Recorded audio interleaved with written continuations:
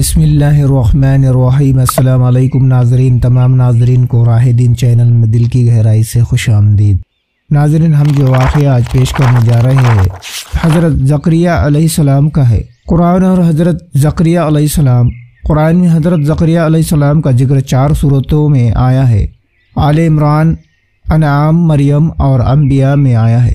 ان میں سے سورہ انعام میں صرف انبیاء کی فہرست میں نام ذکر کیا گیا ہے اور باقی 3 صورتوں میں مختصر ذکر نقل کیا گیا ہے۔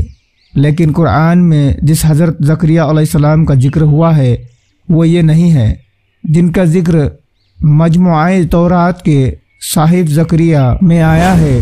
حضرت زکریا علیہ السلام کے حالات تفصیل سے معلوم نہیں ہیں، لیکن جس قدر بھی قرآن اور سیرت اور تاریخ کی بھروسے کی روایتوں میں معلوم ہو سکے ہے وہ یہ ہے، حضرت زکریا علیہ السلام بنی اسرائیل میں عزت دار کاہن اسلام کے پہلے دور میں عرب میں جو کاہن مستقبل بھوشیہ کے حالات بدلتے تھے وہ اس منصب سے الگ ہے اور اونچے رتبے والے پیغمبر بھی، چنانچہ قرآن نے ان کو نبیوں کی فہرست میں گنتے ہوئے ارشاد فرمایا ہے۔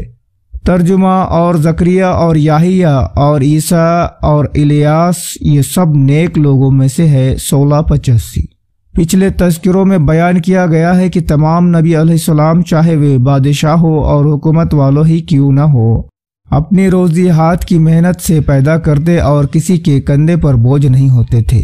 اس لیے ہر نبی نے جب اپنی امت کے رشد و ہدایت کی تبلیغ کی تو اسے ساتھ ہی یہ بھی اعلان کر دیا ہے۔ ترجمہ: میں تم سے اس تبلیغ پر کوئی اجرت نہیں مانگتا، میرا اجر تو اللہ کے سوا اور کسی کے پاس نہیں ہے۔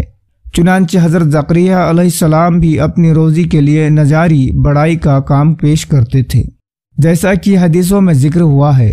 حضرت زکریا علیہ السلام کے خاندان میں عمران بن ناشی اور اس کی بیوی حنا 2 نیک انسان تھے، مگر اولاد نہ تھی۔ حنا کی دعاؤں سے ان کے یہاں ایک لڑکی پیدا ہوئی جن کا نام انہوں نے مریم رکھا۔ سمجھدار ہو گئی تو حضرت زکریا علیہ السلام نے ان کے لیے ہیکل کے قریب ایک حجرہ مخصوص کر دیا۔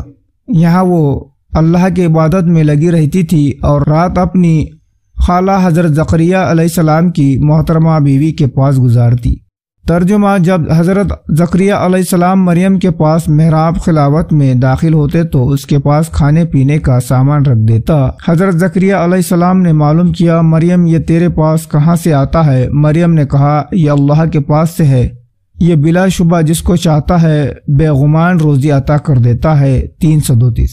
حضرت زکریا علیہ السلام کی کوئی اولاد نہ تھی اور ان کی زیادہ فکر اس بات کی تھی کہ ان کے بھائی بنی اسرائیل کی خدمت کے اہل نہ تھے، اس لیے ان کے دل میں یہ تمنا پیدا ہوئی کہ اگر اللہ ان کے یہاں کوئی نیک اور بھلی طبیعت کا لڑکا پیدا کر دے یہ ان کے لیے اطمینان کی وجہ ہو جائے۔ لیکن وہ بڑی عمر والے تھے اور ان کی بیوی بھی بانجھ تھی۔ اس حالات کے باوجود اب انہوں نے مریم پر اللہ کا لطف کا کرم دیکھا تو امید باندھی اور انہوں نے اللہ کے دربار میں دعا کی۔ ترجمہ: جب ایسا ہوا کہ زکریا نے چپکے اپنے پالنہار کو پکارا، اس نے عرض کیا، پالنہار میرا جسم کمزور پڑ گیا ہے، میرے سر کے بال بالکل سفید پڑ گئے ہیں۔ اللہ کبھی ایسا نہیں ہوا کہ میں نے تیری جناب میں دعا کی ہو اور محروم رہا ہوں۔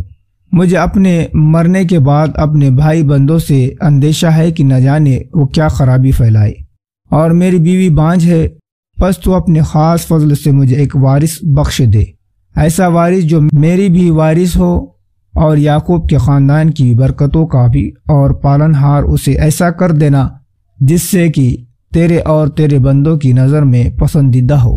اس پر حکم ہوا کہ زکریا، ہم تجھے ایک لڑکے کی پیدائش کی خوشخبری دیتے ہیں، اس کا نام یحییٰ رکھا جائے، اس سے پہلے ہم نے کسی کے لیے یہ نام نہیں ٹھہرایا ہے۔ حضرت زکریا علیہ السلام نے تعجب سے کہا، پروردگار، میرے یہاں لڑکا کہاں سے ہوگا؟ میری بیوی بانجھ ہو چکی ہے اور میرا بڑھاپا دور تک پہنچ چکا ہے۔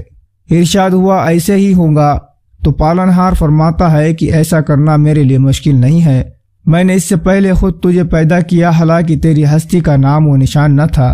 اس پر حضرت زکریا علیہ السلام عرض کیے کہ اے اللہ، میرے لیے اس بارے میں ایک نشانی ٹھہرا دے۔ ہر فرمایا، تیری نشانی یہ ہے کہ صحیح و تندرست ہونے کے باوجود تو 3 رات لوگوں سے بات نہ کرے گا، پھر حجرے سے نکلا اور اپنے لوگوں میں آیا اور اس نے ان میں اشارے سے کہا، صبح شام اللہ کی پاکی اور جلال کی صدائے بلند کرتے رہو۔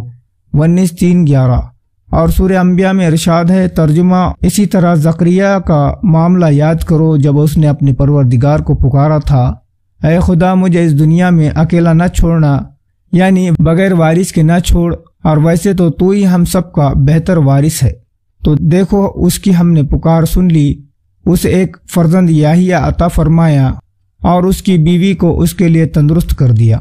یہ تمام لوگ نیکی کی راہوں میں سرگرم یہ اور ہمارے فضل سے امید لگائے ہوئے اور ہمارے جلال سے ڈرتے ہوئے دعا مانگتے تھے اور ہمارے آگے عز و نیاز سے جھکے ہوئے تھے۔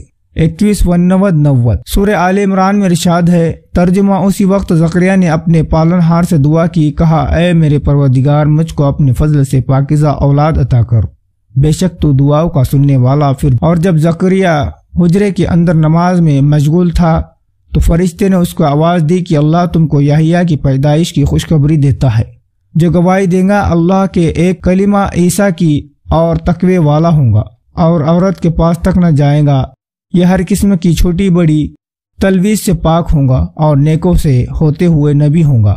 زکریا نے کہا، پروردگار میرا لڑکا کس طرح ہوں گا جبکہ میں بہت بوڑھا ہو گیا اور میری بیوی بانجھ ہے؟ فرمایا، اللہ جو چاہے اسی طرح کرتا ہے۔ زکریا نے کہا، پروردگار میرے لیے کوئی نشانی مقرر کیجئے۔ فرمایا، یہ نشانی ہے کہ تو 3 دن لوگوں سے اشارے کے سوا زبان سے بات نہ کرے گا اور اپنے رب کی یاد میں شکر کے ظاہر کرنے کے لیے بہت زیادہ رہا اور اسے صبح شام تسبیح کر۔ 3:38-41 بہرحال مشہور قول یہی ہے کہ ان کو یہودیوں نے شہید کر دیا تھا۔ رہا یہ معاملہ کہ کس طرح اور کس جگہ شہید کیے تو اس کے بارے میں صرف یہ کہا جا سکتا ہے کہ حقیقت حال کو اللہ ہی بہتر جانتا ہے۔ تو ناظرین، ملتے ایک دوسرے ویڈیو میں، مجھے دیجیے اجازت۔ السلام علیکم، اللہ حافظ۔